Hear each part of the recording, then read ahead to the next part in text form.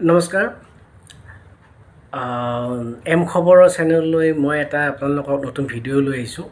ভিডিঅ'টো হৈছে যে জেলকাছা পাটগিৰিত এখন আপোনাৰ মৌচম গগৈ এখন ফাংচন চলি আছিলে। মৌচম গগৈ এখন ফাংচন চলি আছিলে। সেই ফাংচনত কি হৈছে,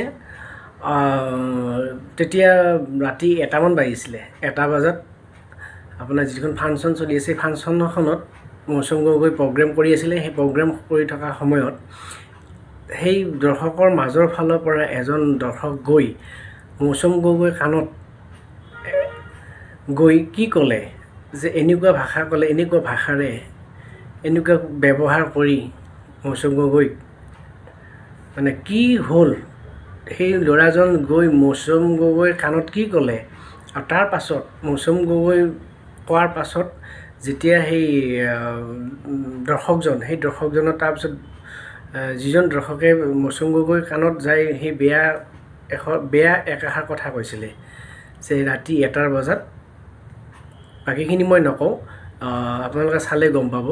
ৰাতি 1টা বজাত মানে সেই দৰ্শকৰ মাজৰ পৰা এজন ল'ৰা গৈ মৌচম গগৈৰ কাণত কি কৈছিলে। আৰু তাৰ পাছৰ পৰিণতেই দৰ্শকে তাত থকা যিবিলাক দৰ্শক আছিলে সেই ল'ৰাজনক কি কৰিলে।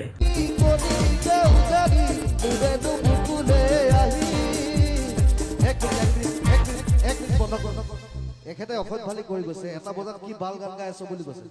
একচুৱেলি উদ্যোক্তা কোন হয়? এখেত কোন হয়? এখেত কোন হয়নো? আচ্ছা, কি গান গাব লাগে? তাৰমানে মোক মাতিছিলে কিয় তেনেহ'লে? মই নিজৰ গান গাইছো।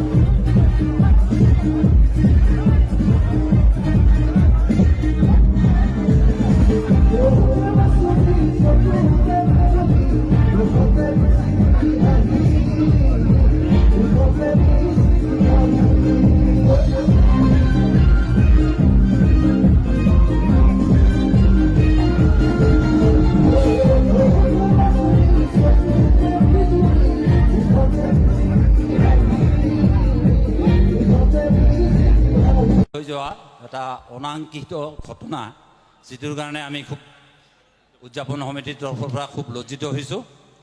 আৰু সেয়ে আমাৰ মৰমৰ ভাইটি মৌচম গগৈ তথা কলা কুশলী শিল্পীসকল সকলোৰে ওচৰত আমি